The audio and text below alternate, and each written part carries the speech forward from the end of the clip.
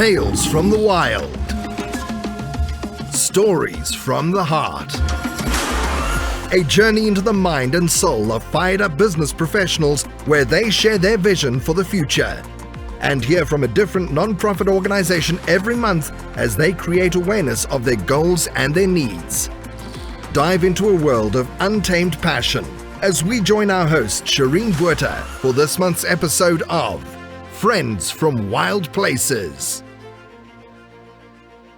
All right, good morning, good afternoon, good evening.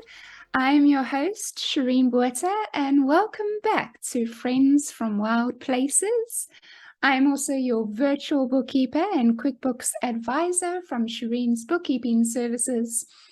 And what do I think about an accountant handling everything? Taxes, bookkeeping, payroll, and everything in between. Well, it has its pros and cons. There is a saying that goes, you should never have all your eggs in one basket. You will never know if there's anything going wrong if one person is handling everything. We are only human at the end of the day. Having multiple sets of eyes helps pick up small mistakes or even incorrect workflows. This keeps things accurate and updated. It's about collaboration, not competition. So call Shireen's Bookkeeping Services today and allow me to stay on top of your books so you don't have to. If you want to know more, go check me out at www.shireensbookkeeping.com and keep your books clean. So welcome back, everybody. It's so nice to have you join me again. I have a very special co-host to introduce you today. His name is Ameer Saib. He is a video editor and owner of Clearly Presented. He is situated right now in Bloemfontein, South Africa, but he is all the way from Turkey. I'll let him get into that a little bit later, but he is also part of my BNI networking group called High Performance Referrals, and that is how we met.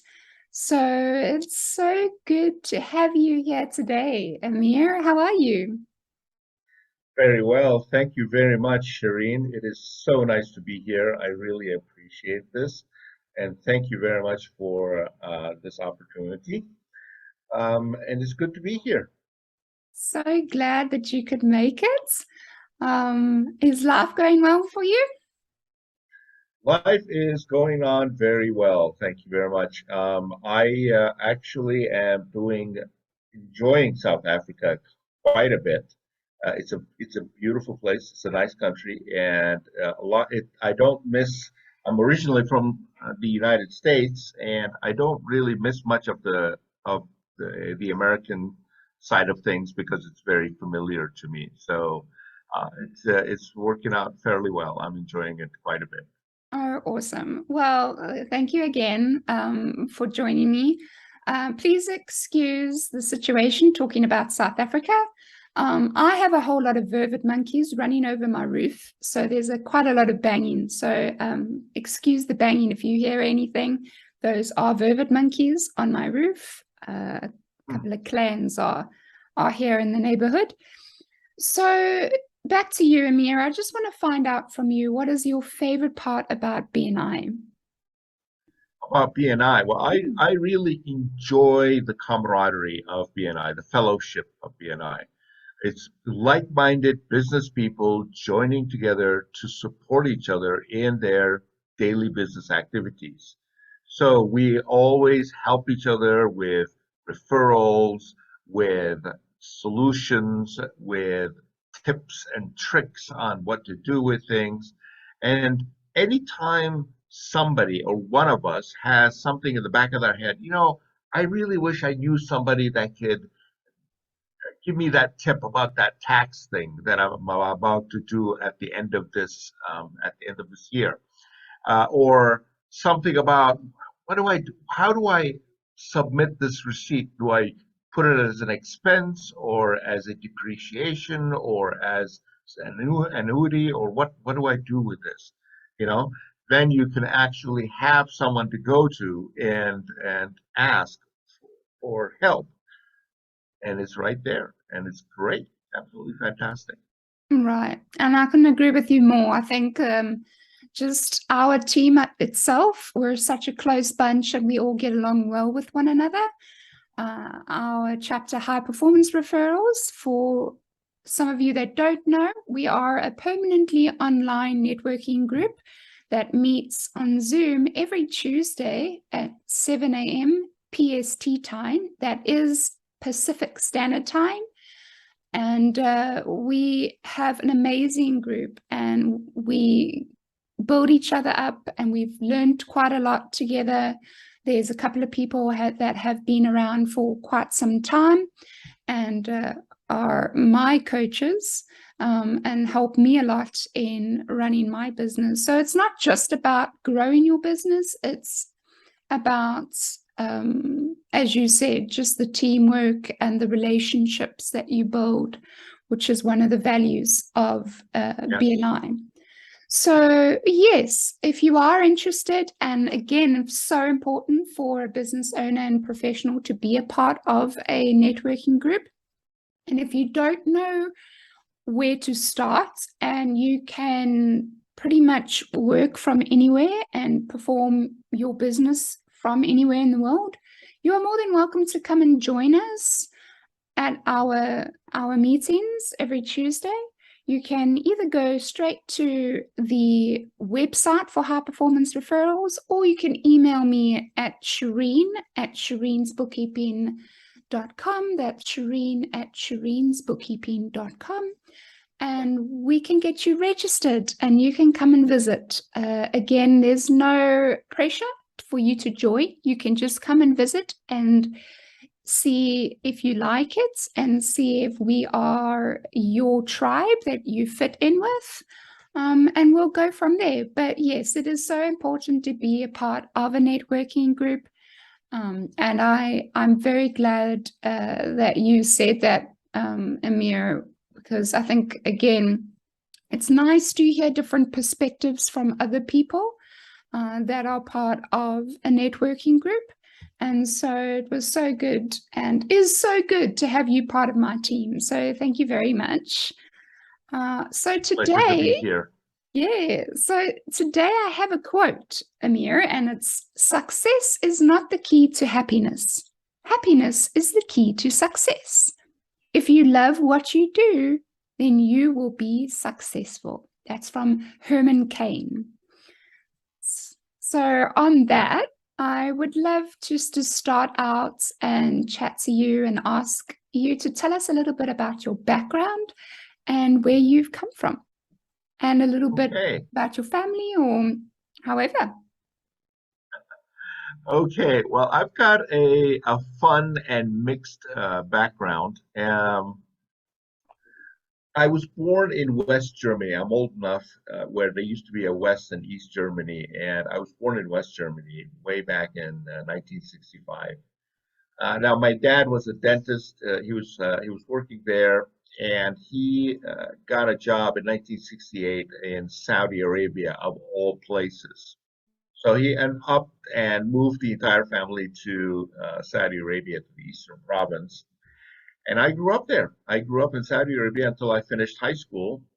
And then finally, in 1984, I moved to the States in California, and I began my life over there. I started as a biologist, and I finished that, and then I became a medical technologist. I worked in the medical industry for many years, and then in the pharmaceutical industry, clinical research. I did that for several years. And then my sister had, before me, a few years before me, had moved to Dubai, and she kept begging me to come to Dubai. And I was very happy back home in the States. I had upped and relocated from California to North Carolina, so I was in North Carolina. I was pretty happy. I had my own place. Everything was great. But I said, well, you know what? I'm in between jobs. Let me go ahead and take my chance and head over to Dubai and see what this is all about. Why my sister's begging me to go over there. Well, I went over there. Sure enough, it was nice. And I met a guy in a bar. Be careful who you meet in a bar. Okay, so I met this guy in a bar. His name was Richard, and he worked for a company that did advanced simulators for the oil and gas industry. So imagine how you train a pilot, right? You train drilling operators, drilling rig operators. It's the same way with all the buttons and screens in front of them and all of the little equipment and gizmos and stuff. And that's the kind of simulators they did. It was called Drilling Systems, and I worked for them for about 7 years. And that was my real exposure to video, imagery, and basically developing different kind of simulations, simulated environments, and all of those things. And I did that for 6 years. They were a British company, and it was a lot of fun. Then went back home to the States, and I was there for a little while, and then we moved to Turkey because my dad started to have advanced dementia. So both my sister and I became involved in his life, and we started taking care of him. And at that time, this was in 2019. 2020, the pandemic hit. I was back with in my biological tracks again. I was doing DNA analysis, wellness analysis, and we were taking sputum samples. We were sending them back to our laboratory in the States to give people a clear physical profile of their health and well-being. Unfortunately, once the pandemic hit, everything came to a dead stop. We could no longer do any kind of human biological transfers anywhere in the world, right? So the pandemic just simply put an end to that, and that was it. For that DNA analysis type of work that I was doing. Okay, so I decided to think about, well, what can I do? Well, I have an MBA, Master's in Business, and I decided, okay, well, let me put on my MBA hat and start doing some market research and find out where things are headed and what is happening. And I saw problems with things that are changing constantly because of the pandemic. You have new procedures, new policies, new ways of doing business, new ways of communicating. The common word here is new, new, new, new. So if you have so many new things, well, somebody's got to explain all of these new things to the employees and the incoming workforce or the existing workforce with all the changes. And I said, okay, well, if somebody needs to explain all of these things, the best way to do it is through video. So I had a little bit of experience in video. I decided to sharpen up my skills in video editing, and I formed Clearly Presented right up there. And I started doing video editing, and it didn't take long to find customers. It was actually fairly quick. A lot of people needed help with video. And initially, I began to make instructional videos. Later on, it expanded into advertisements, and promo videos, and then podcasts and video podcasts, and it's growing. Right. Okay. So thanks for sharing that. And you did mention that then how you started Clearly Presented.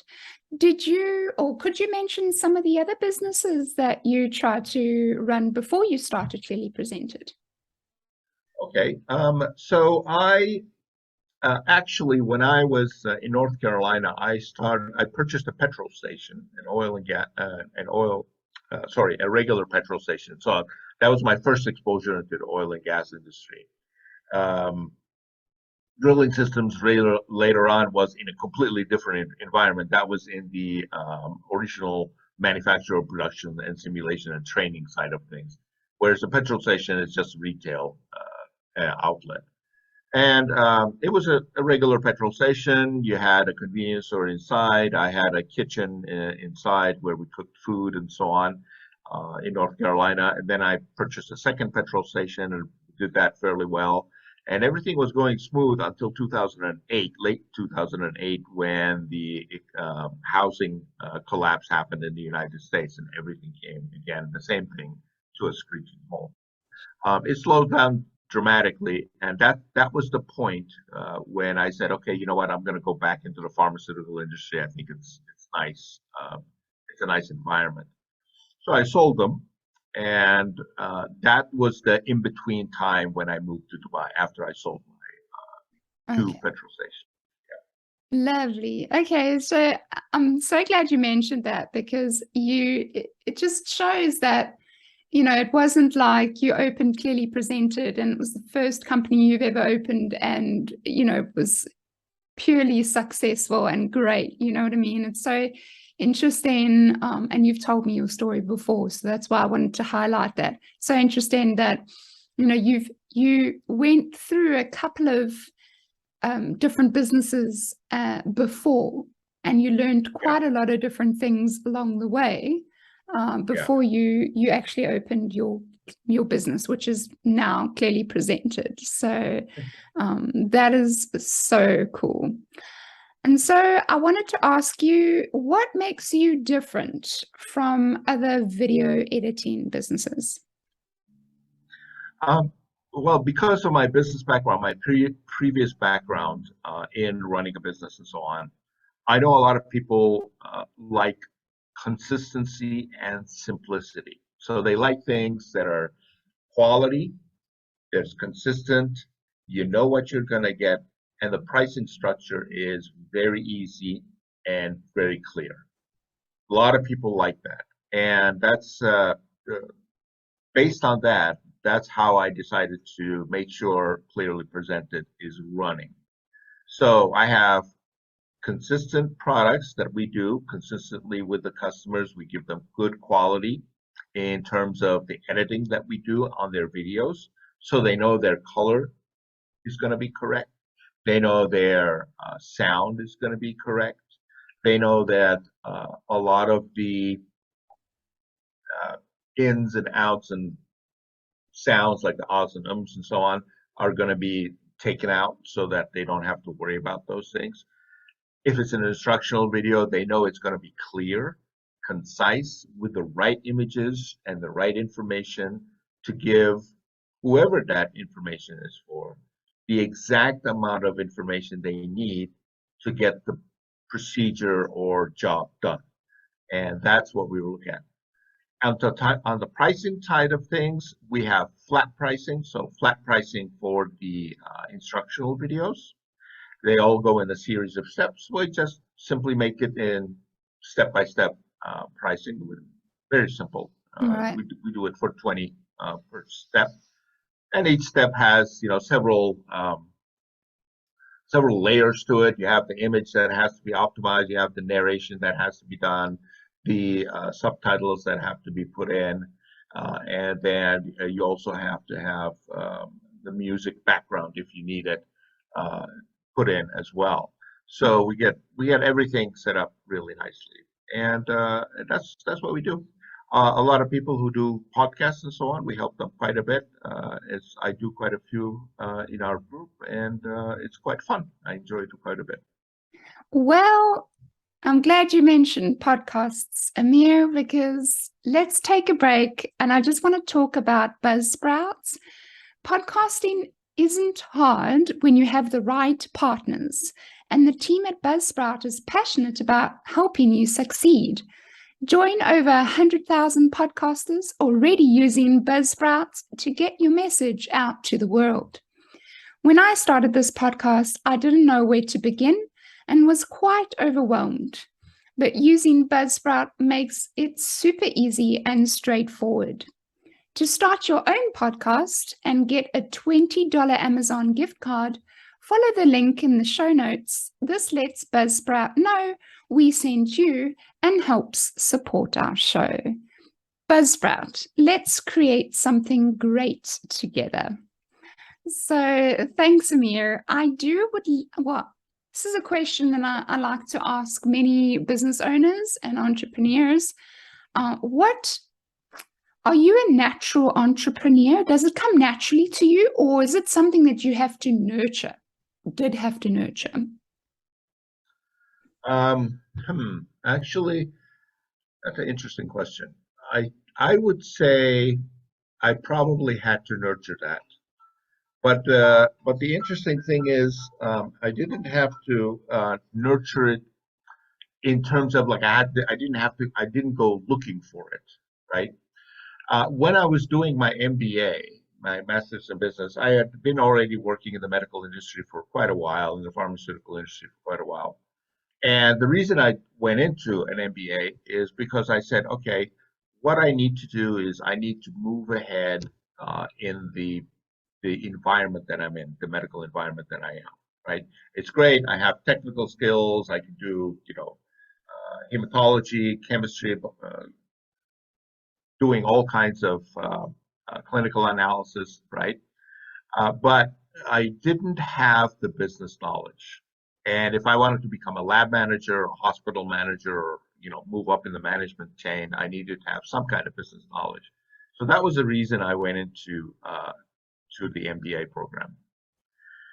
When I finished the MBA program, I realized there was something about it I didn't know. MBA was actually geared for entrepreneurs, not for people who are already in the industry and who want to move up the chain of management. There are tools there you can use. There are all of those things there that will help you move up the chain of management, but it was more geared, at least the program I was in, it was more geared towards entrepreneurs. So when I came out of the MBA, I was on fire. I gotta do something. I gotta have my own business. I gotta, buy a business. I know there were three ways to get into a business. Either you start something from scratch, you purchase a franchise, or you purchase an existing business, right? Those are the three main ways of getting into a business. So I went looking around and looking at different options, and then I found this petrol station that was up for sale, and it had a convenience store. The numbers made sense, so I bought it, and it worked out very well. And I bought a second petrol station, and I ran them for 7 years, for quite a while. So I gained a lot of experience. I had 10 people working under me, and we had employees, books, taxes, Sure. restaurants, menus, all kinds of stuff. It was interesting.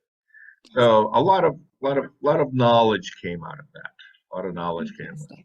Yeah, that's fantastic. And what is one of the greatest lessons you have learned in starting your own business? Okay. I'm glad you asked me that question. So when I finished molecular biology, cell molecular biology, that was my first degree in Bachelor's of Science. I was on cloud nine. We were experimenting with all kinds of stuff. We were, splicing DNA. We were doing all kinds of fantastic, amazing, advanced science stuff. Okay, biological sciences. And I graduated, and I said, okay, it's time to go looking for a job, right? Now, mind you, this is back in early 2000, so sorry, not early 2000, I apologize. 1990, early 1990. Okay. No internet back then, right? Internet didn't come around until about 94, 95, something like that. So I started I started looking for jobs, and that's when reality hit me, because we couldn't just simply send our resume or email them. We had to actually drive around and submit our resumes physically by hand to the different companies and visit them, and then wait for a call to a possible interview. So that's when I realized it took me about 6 months to find work. And this is back in California, in San Francisco Bay Area, where I was living at the time. I realized, okay, you could have a fantastic degree in your hand, or you could have the cure for cancer, right here in your hand. But if you can't sell it, it really wasn't worth much. Because the employers I was talking to, they would say, okay, great, you can splice DNA, you can grow, bacterial cultures and all kinds of stuff. How am I going to sell that? Right. Right? How am I going to sell that to my end user? Okay. So that's where it really hit me, right?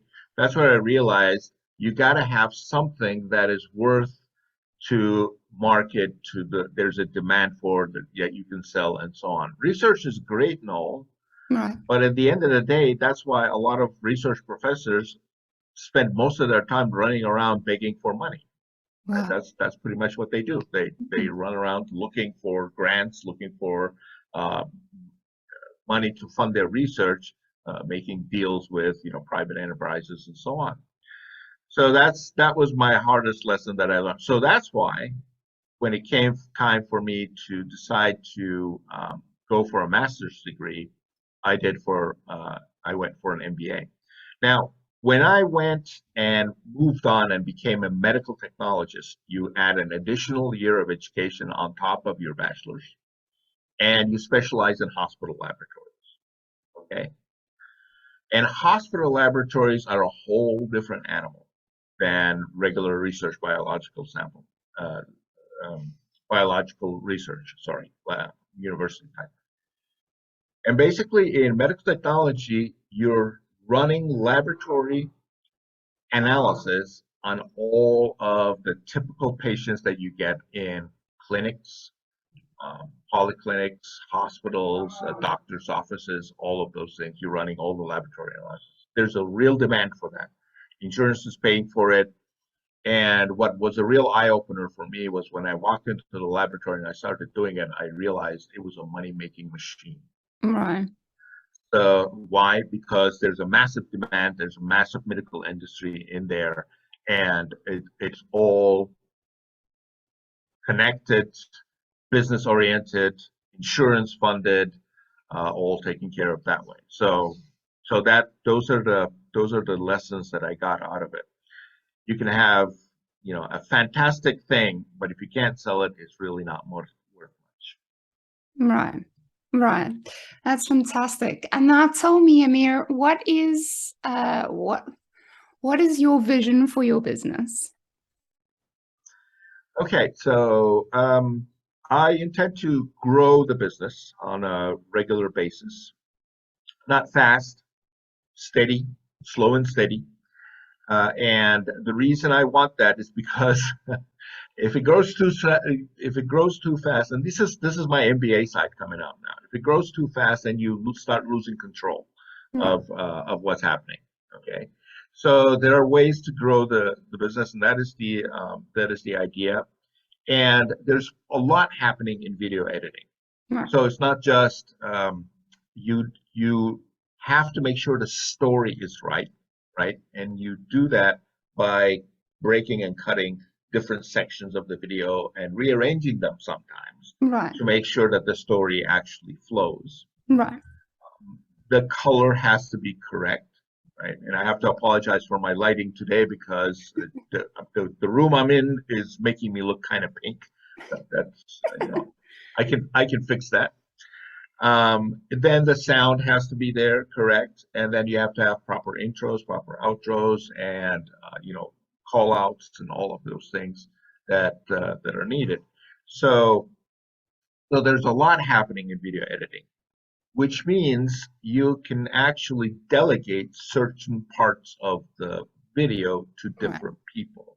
Right. And that's the idea, is to have a specific group of people that actually edit the video, and then we move on to the next project and grow it group by group by group. And that's how that's the slow, steady expansion that I'm looking for. Awesome. Well, I hope you get that and achieve that vision. Ameer, thank you so much for sharing your life and your experiences and how you became a business owner.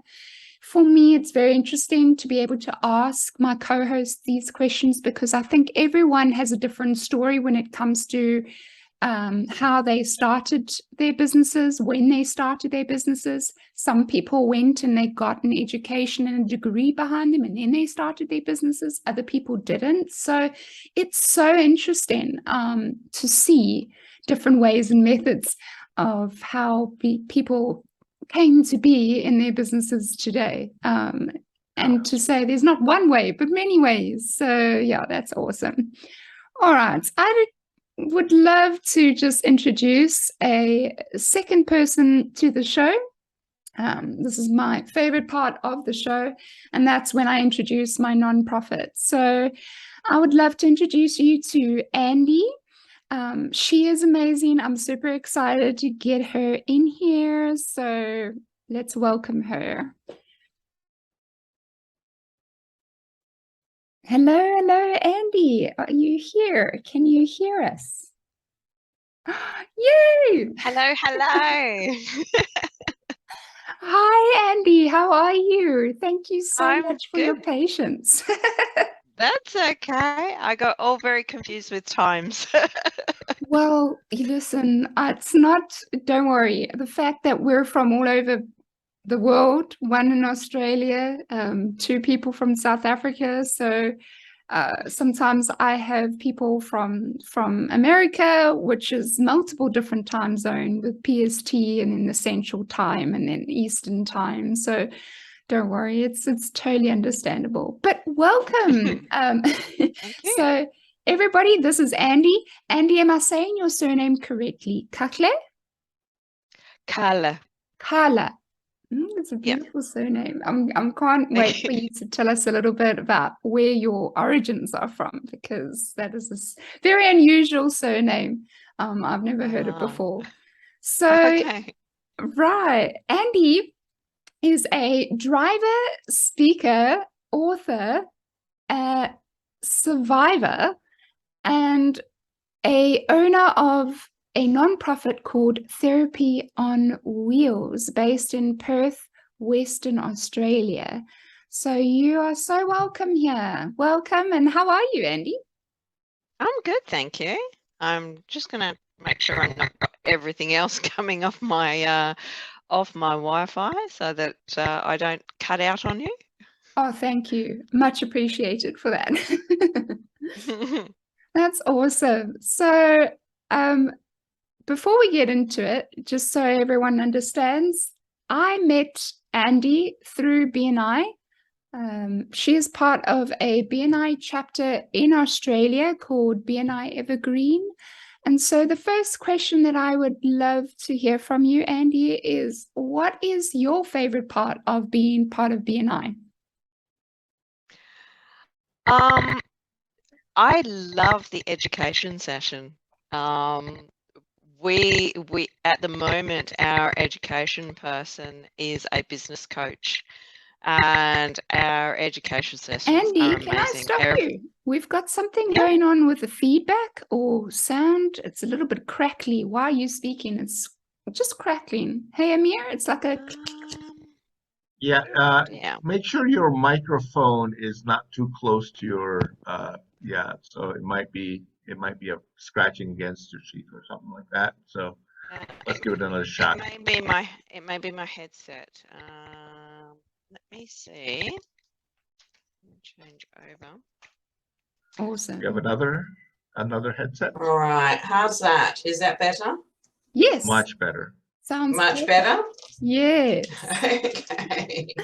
Listen, this is normal. When it comes to technology, it's totally okay to get this and have these moments. But yes, please, sorry to interrupt you. Carry on and tell us what is your favorite part about BNI. Yes, like I said, it's definitely the education session. Our chapter is lucky enough to have the business coach doing the education session, and every week we walk away with, wow, that was great. So yeah, every week I feel like I've had this personal little 5-minute consult with him. Right. Those are the best parts. We actually are looking for, well, I don't know if it works the same, but we have a leadership role change coming up. And yes, same here. Yeah. okay, so we don't have an education moment yet. We used to. Unfortunately, we lost our writer and editor, and he was our education moment person. So we haven't had one for a while, but we're going to get one now with the change of leadership. So I'm super excited to get that back, because there's, as you said, there's always something interesting, motivating, inspiring when the educator comes on and gives us an education moment. So Yeah, definitely. Awesome. Okay, so I want to get straight into it, Andy, and I want you to tell us a little bit about yourself and your background. Anything about your family or just education, maybe your other business. My other business. Well, there's a lot to me, as you alluded to in the description or in the intro for me. Well, for starters, because you're curious, by name, I'm married into it. My husband's family is German, so the name is German. But we were both born and bred in Australia. I'm from the East Coast, he's from the West Coast, and we made our life in the West Coast. I always had a love of drawing and creating. So I got an apprenticeship in a newspaper and worked my way through the newspaper industry. Worked my way right up into big corporate advertising, and then it all got too much and too corporate, and I was spending too much time doing board meetings and budgets and all that boring stuff, and I wasn't doing anything nice and creative and fun anymore. So I took the big leap and went out on my own, and now I do what I love. So which is the drawing and the creating and branding. And if you see any Andy K design stuff, it's a little bit different, very, very out there, very unique, and lots and lots and lots of personality. Yeah, not for everybody, but yeah, definitely gets noticed. Right. And then my sideline, because everyone needs a stress reliever, and my stress relief was motorsport. I love to get out there. I love to go and play with the cars. I love hanging out in the workshop with friends and with my husband. And we got very, very involved through friends in drag racing. And after a while, we decided it was time for us to take the big leap and get a car for ourselves. And there was never any question about it. I was always going to be the driver. So, yeah, so I stepped in there, and yeah, so now I race drive and still draw pretty pictures for people. So two totally opposite ends of the scale. Wow, that is, yes, you're very you're very talented. You've got talents everywhere, and it's fantastic. And I can definitely sense you've got some creativity in you, which is absolutely amazing, and I share that with you. So, talking about your non-profit business, why Therapy on Wheels then? Because you obviously have your design business, but why did you start the non-profit then? So I was, just before we bought our own race car, we were very busy. I was learning how to be a race car driver. My husband was learning how to look after a race car, because it's not your standard sort of car. You can't just get in and drive it. And just before I was about to head to the track and sit my license, I got diagnosed with very aggressive breast cancer. And I had a bit of a fight on my hands, but the motorsport community that we were involved in really rallied around and kept my spirits up. It kept my husband's spirits up, and it gave us an outlet, somewhere to get out of your head when you're focused on getting better and hospitals and doctors and treatments. And sometimes you've just got to get out of your head. You've got to get out of that space so that you can reset and recharge and feel a bit stronger and a bit happier. And motorsport was that for us. So once I did finally get out there and start racing, I raced for quite a few years, and then I saw other people going through that same struggle, some with breast cancer, some with other issues. And talking to some friends and other fans, we said, well, we need to share this awesome community. We need to share this experience with other people and show them that you don't have to be bogged down by all that heartache and all that stress. You can step outside for a little bit. You can go and do something really, really fun and reset those emotional barriers, and go and have a bit of fun, smile for a little bit. So Right. so we started a non-for-profit and to help share that experience. That's awesome. That is so cool. Fantastic. Right. So what has been a highlight that you will never forget on this journey with Therapy on Wheels? I think it's probably one of my very first passengers. She was an amazing young lady. She was diagnosed shortly after giving birth to one of her kids. She had a little toddler and a newborn and she was fighting through breast cancer. And when she got her all clear, she came. I took her for a ride in the race car, and she was so nervous, but the smile on her face was priceless. And the excitement of her little boys when they were seeing how cool their mummy was, all dressed in a race suit with her helmet and everything, and going really fast. It was sort of her celebration to say, no, that part of my life is over with. I'm starting anew and I'm doing it quickly. Nice. That is so awesome. So, Andy, here's another question that I like to ask, especially people that have gone through what you've been through. Name something that got you through those bad times, other than your driving. Other than the focus that I was going to get behind the wheel, probably community support, and just people around, good quality friends, good quality family. People not letting me sink down into a depression.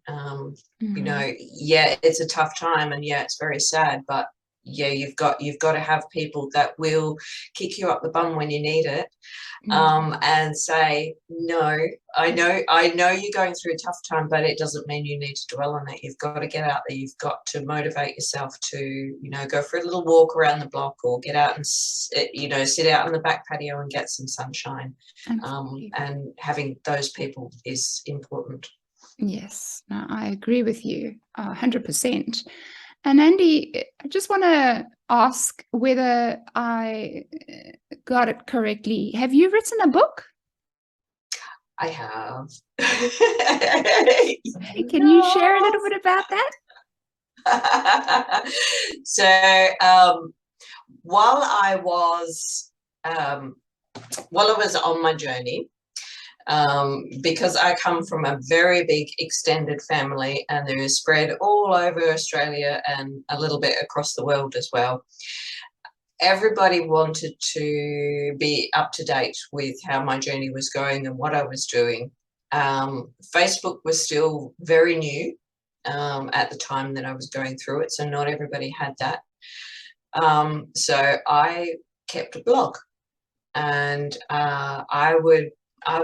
every single day I would write something in the blog, and sometimes it was just really, really silly observations of what I'd seen in the treatment rooms or at the hospital. Other days it was a bit more in-depth information. But the people that were reading the blog, it started to get spread around, and people started to share it with other friends, and everybody was a little bit on my case about, you've got to turn it into a book. But I was like, you know, there's a lot of breast cancer books out there. There's a lot of cancer journey books out there, and I didn't see anything too special about my own journey. It was, you know, I figured it was just the same as everyone else.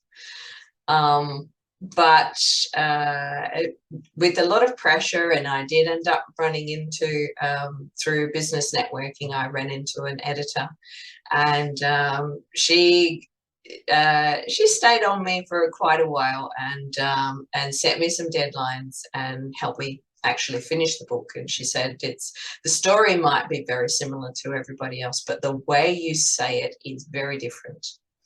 And my perspective on the world is a little bit different. So I have quite a humorous look at the world. Wow. So she said, no, just put it out there, and, you know, even if it doesn't sell, it's there for family and friends, and you know, it's something to remember the journey by. So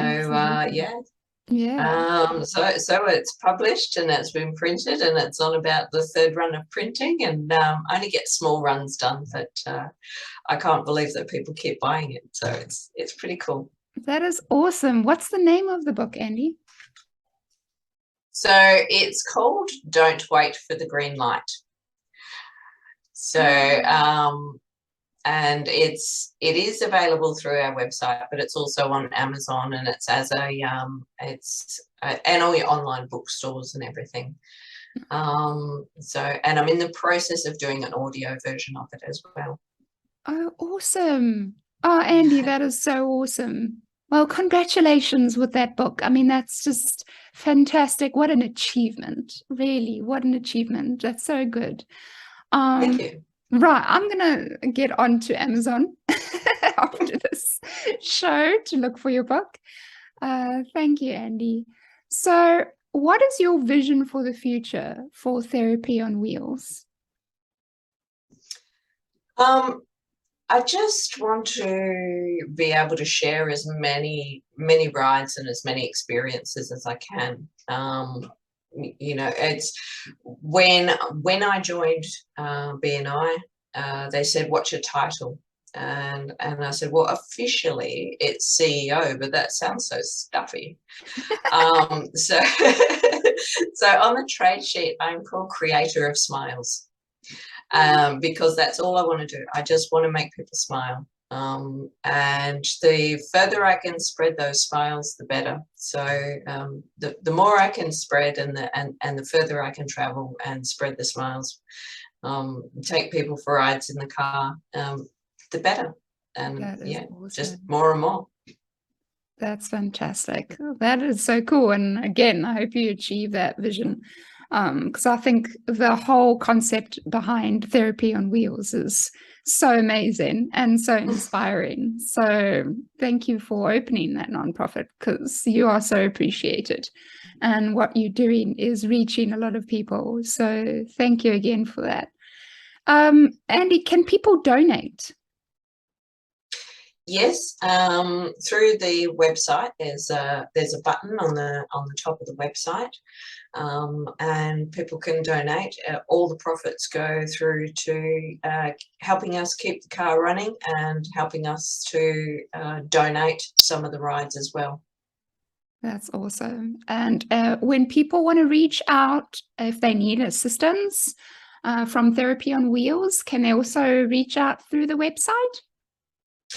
Yes, definitely. So, yeah, There's plenty of different ways to contact us through the social medias and through the websites, and lots of links to services that we can't provide, but who, you know, we can put you in the right direction if you need help, and services that there's a lot of other charities out there doing great jobs. Right. And talk about that. I'm going to squeeze in for those people that are watching on YouTube. That's great, because I'm actually going to squeeze in a couple of clips here of Andy racing around the tracks, so you can see her in her element. So I'm super excited to do that.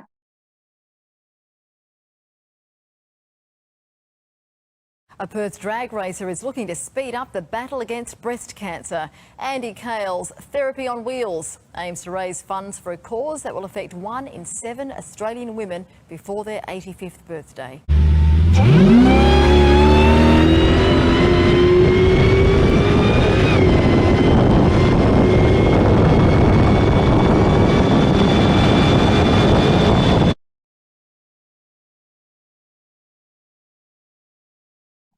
And those that are listening, well, you're going to have an excuse to go over to the YouTube channel and go and have a look at some of the videos that I've got squeezed in there. So thank you so much, Andy. So since both of you, Ameer, and yourself, Andy, own businesses, my question is going to be aimed for both of you. It's great to have your own business and working hard and grinding and, doing what you love. But I know how stressful that, things can get with businesses, whether it be just pressure from different sides of owning a business, from taxes or just clients, maybe difficult situations that come up. I think it's so important to take a time out. And I always say it's impossible to give from an empty tank. So what is it that you do to just refill that tank so that you can keep giving the best of yourself? And let's start with you, Andy. I go and do silly things. I absolutely love the school holidays, because then I can go out with friends' kids or with nieces, nephews, and do silly kid stuff. Go to a community show and eat ice cream with sprinkles on, because you can. Why not? Just take yourself back to the fun things that kids love doing, and go and do them yourself. It's refreshing. That's awesome. And what about yourself, Ameer? Well, with me, both my wife and I are avid dancers. I started out swing dancing, Lindy Hop swing dancing. Then I went into West Coast swing. And I do it on a weekly basis. And she comes from the Latin side, so she does salsa, ballroom, and Latin dancing. And she's a champion, actually. That's what we do. We like to go out dancing. And with me, when I started doing swing dancing, I was under a lot of stress when I had at that time, my petrol station. There was you have 10 employees and you got all the razzle dazzle that comes with it. And so going out swing dancing was like taking one Prozac pill after another. It was actually fantastic. So that's how I get rid of my stress. That's awesome. That's awesome. So I think for me, it's very much being outdoors in nature. One of the main reasons I started my own business is so that I can continue to travel the world and be out in nature, backpacking, and just doing my work from wherever I am in the world. And for me, spending that time in nature, discovering new and beautiful spots, and taking videos of it and capturing those moments, and we're just sitting and just listening to my surroundings and smelling the different smells. And for me, that is how I refill my tank, because it's a moment where I can become grateful again. of what is around me, and of, the fact that my problems aren't that big, and there's nothing that I can do with those things that are out of my control. And it's just a reminder that, that you're quite insignificant in how do I say this, in comparison to the world. It's just a nice reality check, and just to bring you back down and be thankful for where you are in the moment you're sitting in right then and there. So that's my way of refilling my tank. So thanks, guys. Good question. So I would love to actually ask you, Ameer, something that I think Andy might be interested in, and myself, but I'm also from South Africa. So I've been born here and raised here, but you obviously coming from Turkey, you've only been living in South Africa for a few months. So I am interested to find out, what are some of the perceptions you had about South Africa? And now that you've moved here, you realize that your perceptions were incorrect. Okay, so when I spent most of my life in the U.S., obviously, and Turkey was the last bit. And when I moved to South Africa, I really didn't know much about South Africa. I came here before my first visit. I didn't know much. I knew they had, the history of apartheid and all of these things and so on, but not much was said about South Africa, like the level of economy and the level of advancements in the social structure and the business structure and all of those things. So when I first came to South Africa, I looked around and I was thinking, I thought I was in one of the suburbs of Los Angeles, to be honest. It just felt very similar to your typical regular Western country, other than the mukukus that are, the shacks that are out there every once in a while, those neighborhoods and so on. But most of the time, just go to a regular city, regular everything. And I didn't know about that. Now, I had been to Uganda and I'd been to Kenya and other African countries before. So I knew South Africa was in a better situation than that. However, I didn't realize how advanced South Africa was. And to any person coming from Western country, if you're looking to settle in Africa in a Western lifestyle, South Africa is definitely the place. Wow, it's so interesting. And it's so interesting to hear other people's point of view when it comes to, to South Africa. And, we've come to a part of the podcast where it's either story time or ask a question time, but again, gonna spin it up and do something different. I'm going to play a little game called Agree or Disagree. So I'm gonna just say a sentence, and then if you agree with that sentence, just lift your hand up. And for those that are listening, don't worry, I'll tell you who's put their hand up. The person can tell us why you agree with it. And those people that disagree with it can mention why they disagree with it. So it's only a few different things, but I just think it's going to be quite interesting. Let's start off with something that's quite controversial, but not very serious. But how's this one? Pineapple tastes great on pizza. So for the listeners, we have all put up our hands. But Ameer, please tell us why you agree with that statement. Well, Hawaiian pizza is absolutely the best thing ever. Right. It's the best thing ever.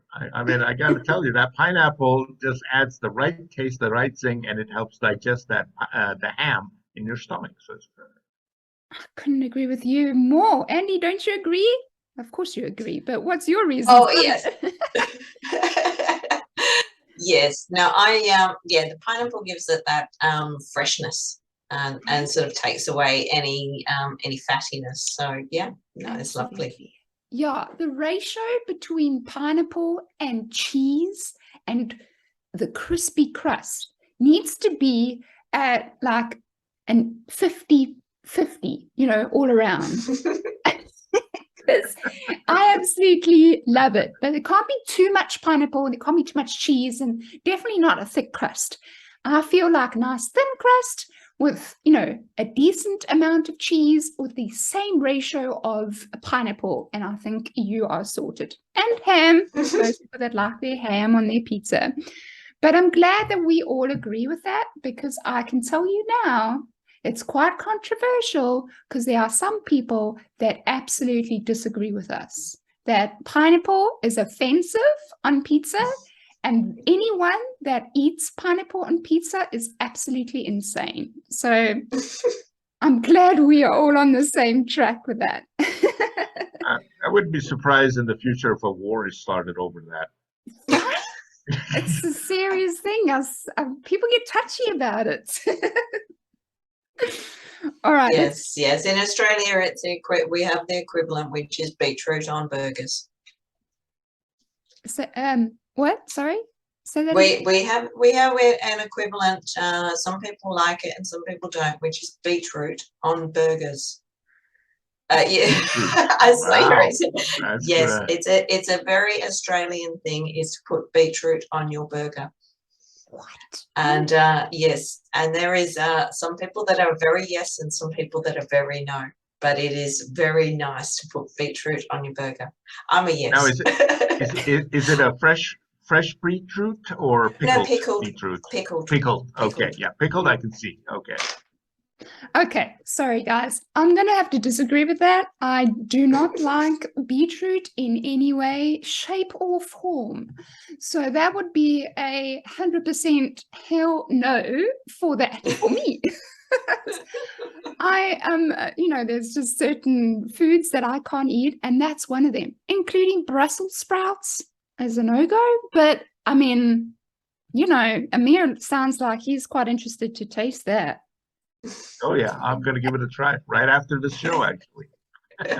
What, are you going to order it from Australia, or are you going to make it in your kitchen, Ameer? No, I'm just gonna buy a burger and get some beetroot and stick it in there, and then try it out. I love that. Okay. You're going to have to tell us how it tastes. Well, I'm sure Andy knows, but you're going to have to tell me how it tastes. Awesome. Okay, let's get to the next question. All right, next statement. Sorry. This is a little bit on the serious side, but also an interesting side, and I'm not sure if you knew about this, but here's the statement. Polygamy is legal in South Africa. Agree or disagree? Not Only surprised. if polyandry is legal in South Africa. I don't even want that. And for those people that don't know what that means a woman can have multiple husbands, as well as a husband can have multiple partners. I think my husband would say that I'm enough. I'm enough of a handful. He wouldn't want any more. I love that. I absolutely love it. Well, listen, again, just so for the listeners, no one put up their hands. So no one is in agreement with the fact that polygamy is legal in South Africa.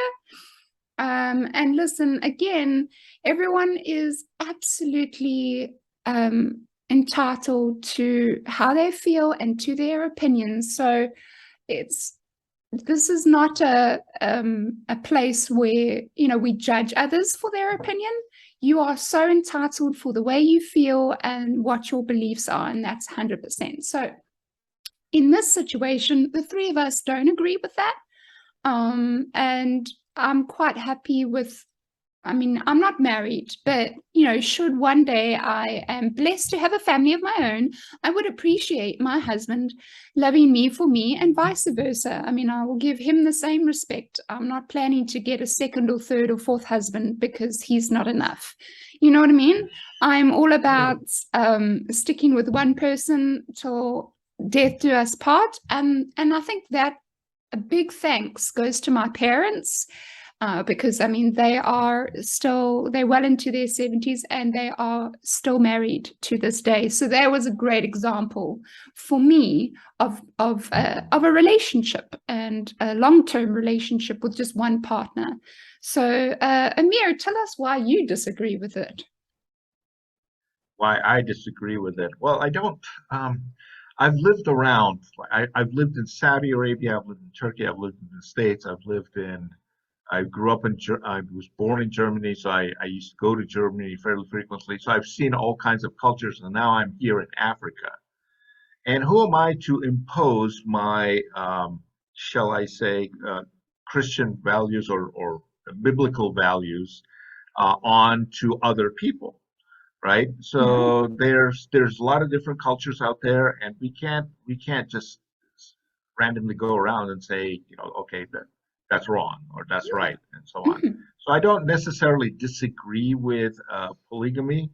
It's not for me, I know that, but it's out there, and you have polyandry and you have polygamy, and it's very interesting because whenever I'm in hot circles and they say, "Oh well, you lived in Saudi Arabia, polygamy is absolutely terrible," and I can't believe how do you feel about that? And I said, well, I feel about it as much as you hate polyandry. And then people ask me, what is polyandry? It's when you have multiple husbands. And then a couple of women sometimes get up and go, well, that's a different idea. Right. So, yeah. So it's, it goes both ways. But yeah, it's not for me. I can say that it's not for me, but I don't like the idea of imposing my culture on others. So that's the other thing. And I fully agree with you. But just so you know, some people might want to argue with the statement that your biblical views or Christian views doesn't agree with that. Let's not forget that back in the Bible days, men were having multiple wives, and that was okay in those times to have multiple wives. So that's in the Bible days. What about yourself, Andy? Why do you disagree with that statement? I think I'm pretty much on the same page as Ameer. It's not so much as I disagree. The world's made up of a lot of different people. I have actually been to a wedding where the bride, her father, and his two wives came. It was interesting. I had to be careful not to stare because it was a novelty for me. Right. But it worked for them. But for me, no, one husband's enough. And I know my husband says I'm plenty enough trouble. So yeah, he wouldn't want, he couldn't deal with anymore. I love that. I absolutely love that. Okay, let's do one more statement. We have time for one more. So here's another statement. Flight would be the best superpower to have. Flight would be the best superpower to have. Agree or disagree? Okay, for the listeners, every one of us, the three of us, have all put up our hands. Andy, go tell us, why do you agree with this statement? I recently went on, don't get me wrong, I am a bit of a daredevil, but I will not jump out of a plane. I have no wish to go skydiving. But I went and did one of those indoor skydiving experiences where they put you in this vertical wind tunnel, and it was amazing. The freedom was, it was just so cool of being. I think it's not so much the flying, but I think the weightless aspect of it is just so much fun. Right. That's so true, and that's so interesting. What about yourself, Ameer? Why do you agree with the statement? Well, I mean, it would be a lot of fun, obviously, to fly around and look at different things and experience different levels of the atmosphere and so on. But if I was wearing my MBA hat, I would say it depends on how fast I can fly. If I can fly fast, then it would save me a whole lot on plane tickets, and I would really enjoy that. That's so true. That is so true. Well, I mean, I agree with it because I've jumped out of a plane myself and I love the feeling of flying. I've been in aviation for 11 years of my life. I absolutely loved just the feeling of looking out the little window, even though I was inside a metal tube fuselage. I still was able to look out the window at, 45,000 feet in the air to see the beauty of the clouds and the atmosphere up so high. So it's again very peaceful. It's very peaceful, and I think for me that would be the perfect superpower to have. And also, I mean, how awesome would it be if I could see there's someone that needs help and I just swoop down and pick him up and swoop away? I mean, hero. So anyway, so yeah, that's definitely all agreed with that statement. So thanks for that, guys. So we have come to the end of the podcast, guys, and so I want to just thank you both, Andy and Ameer, for taking the time out of your days to take part in this podcast. And I want to also take a moment to just say there are people listening and there are people that might have been inspired by your stories. So I'm going to just take a moment now, if you could both just share some places where people can contact you if they want to find out more, and have a couple of questions regarding your road and your journey in opening a business. So Ameer, where can people reach out to you to ask more questions? The easiest way to reach out to me is through our website. It's clearlypresented.net. So clearlypresented.net. Nice. All right. And you also have a LinkedIn page, huh? Yes, I do have a LinkedIn page with my name on it. LinkedIn at it's Ameer Saib. It's AMEER SAIB as in Baker. Nice. And what about yourself, Andy? Where can people find you if they want to have a little bit more of a one-to-one conversation with you? Well, we're on pretty much every social media. So the easiest way to find us is just search Therapy on Wheels or hashtag Therapy on Wheels. And we also do have a website where there's heaps of information and links to all the our other connections, which is therapyonwheels.asn.au. Awesome. So for those that want to know a little bit more and want to find me, you can find me on the YouTube, Friends from Wild Places, where you can like, comment, and subscribe just for support if you like the video version of the podcast. You can also go to the actual website for the podcast, which is friendsfromwildplaces.buzzsprout.com. That's friendsfromwildplaces.buzzsprout.com, where you can download the podcast, but you can download the podcast from all of the platforms for music and podcast downloading. So you don't have to worry about that. You can search Friends from Wild Places from anywhere on those platforms. But you can also find me on LinkedIn. That's more my business side, Shireen Botha. But my personal side of things, you can find me as well on Facebook and Instagram as well. So, right. Thanks so much for listening, everybody. Thank you again, Ameer. Thank you, Andy. And we'll see you guys next time. And remember, you got this. And stay wild. Bye, guys. Thank you, Shireen. Thank you. Thank you very much. You've been listening to Friends from Wild Places with Shireen Botha. Be sure to subscribe to the podcast from the links to catch every episode and unleash your passion.